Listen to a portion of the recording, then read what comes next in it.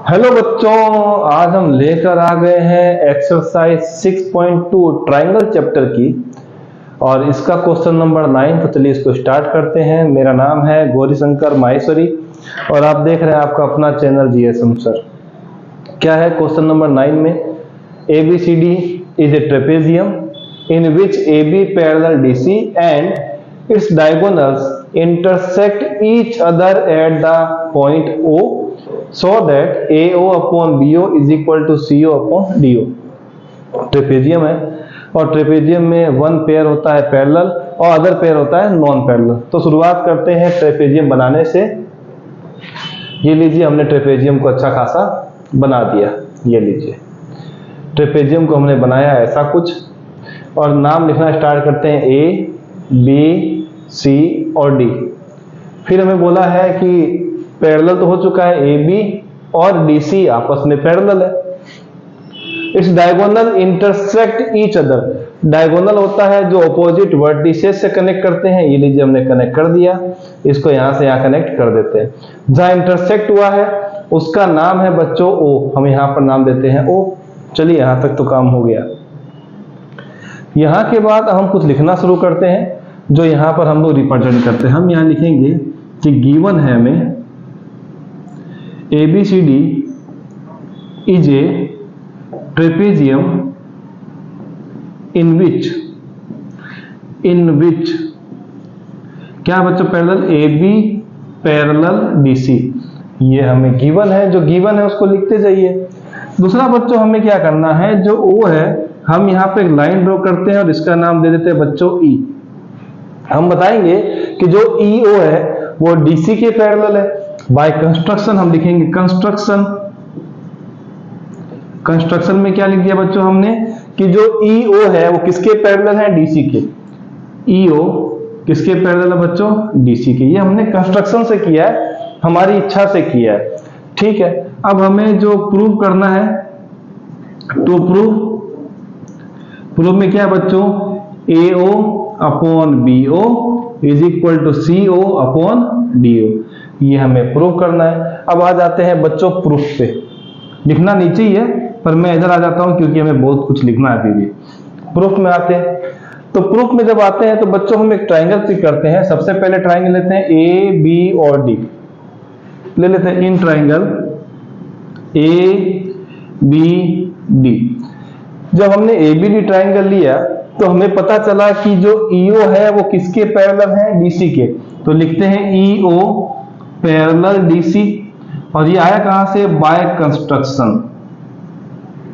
Short में लिख दीजिए, कोई दिक्कत नहीं है। पर हमें एक चीज और भी गिवन है, AB parallel DC।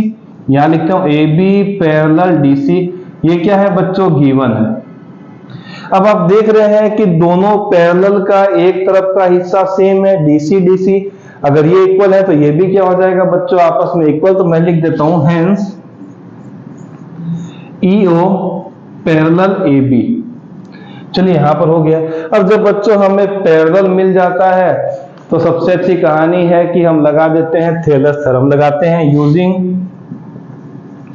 Thales theorem.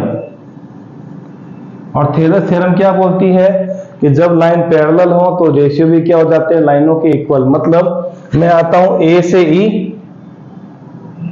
AE, फिर आता हूं बच्चों E से D, ED is equal to, मैं आता हूं B से O, BO, फिर आता हूं O से D, OD। पर यहां पर OD कार नहीं लेंगे। क्यों? क्योंकि सॉल्यूशन में OD की जगह फिर DO लिखा है तो हम उसी को ही लेके चलेंगे। बाद में कंफ्यूजन नहीं होना चाहिए, हमें उस पर्टिकुलर प्रूफ को भी देखना चाहिए जो हमें करना है। तो हम यहाँ पर OD लेते हैं बेसिकली, पर इस बार हम क्या लेंगे? DO। फर्क कुछ पड़ने वाला नहीं, मैं यहाँ पर DO ले लेता हूँ। काम हो गया, इसको नंबर 1 दे देते हैं। यहां तक सब दिख रहा है बच्चों? विजिबिलिटी की कोई कमी नहीं होनी चाहिए। क्या बात है, सब कुछ पूरी तरीके से क्लियर है। अब बच्चों हम दूसरा ट्रायंगल ले लेते हैं। ये लीजिए, दूसरा ट्रायंगल कौन सा आएगा बच्चों इस बार? ACD। क्यों? क्योंकि इसमें हमें EO पैरेलल क्या मिल रहा है? DC। तो हमें तो पैरेलल लाइन चाहिए ही चाहिए ट्रायंगल के अंदर, तो हम इसको लेके चलते हैं। तो मैं लिखता हूं इन ट्रायंगल कौन सा लेके चलेंगे बच्चों? सी डी, और इस ACD में EO पैरेलल क्या मिलेगा, DC। EO पैरेलल मिल गया DC, और जब लाइन पैरेलल हो तो लगाते हैं Thales theorem. Using Thales theorem, ठीक है सर। थेलस थ्योरम लगाने से क्या होगा, इनके रेशियो भी इक्वल हो जाएंगे साइडों के।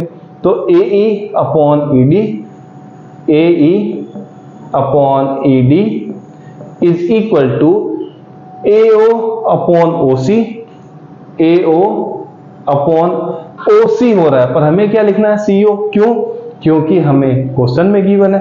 AC लिखो चाहे CO लिखो, कोई फर्क पड़ने वाला नहीं है। इसको बच्चों हमने नंबर दे दिया 2। अब हम लेके चलते हैं फ्रॉम 1 and 2, फ्रॉम 1 and 2। तो अगर आप गौर से देखेंगे, थोड़ा सा मैं इसको मिटा देता हूं, ये लीजिए, और इसमें एक लाइन डाल देता हूं। देखेंगे बच्चों, तो 1 में AE अपॉन ED लिखा हुआ है, यहां पर भी AE अपॉन ED है। इसको थोड़ा अच्छा बना देते हैं, ये लीजिए। तो अगर एक साइड इक्वल है तो दूसरा साइड भी ऑटोमेटिक इक्वल हो जाएगा, ये तो पता है हमें। तो AE upon ED, AE upon ED equal, तो दूसरा पार्ट क्या हो जाएगा बच्चों, ऑटोमेटिक इक्वल। तो हमें मिलेगा AO upon CO is equal to BO upon DO। चलिए ठीक है सर, पर AO के नीचे क्या है, BO है, और CO के नीचे DO है, तो यहां पर AO के नीचे तो CO आ गया। थोड़ा रीअरेंज कर लेते हैं, और AO के नीचे क्या आ जाएगा बच्चों, इसको मैं इधर ले आता हूं, इसको यहां ट्रांसफर करता हूं। तो AO के नीचे क्या आ जाएगा बच्चों, BO, और CO चला जाएगा BO की जगह पे, और DO अपनी जगह पे बैठा हुआ है। तो ये आ गया बच्चों आपके पास सॉल्यूशन, और ये हो गया है प्रूव्ड, जो कि हमने कर दिया है आसानी से। वीडियो को देख लिया जाए, सब कुछ ओके है, ठीक है, सब कुछ अच्छा दिख रहा है, कोई टेंशन नहीं है। तो हमने क्या किया बच्चों, इस लास्ट वाले स्टेप को रीअरेंज किया है, और हमारा सॉल्यूशन जो मैं प्रूव करना था हमने फाइंड कर लिया है। तो बेहतरीन क्वेश्चन, स्टार क्वेश्चन है, तो इसकी जरूर प्रैक्टिस कीजिएगा। मिलेंगे नेक्स्ट और फाइनल क्वेश्चन के साथ, जो कि एक्सरसाइज 6.2 का 10वां नंबर है।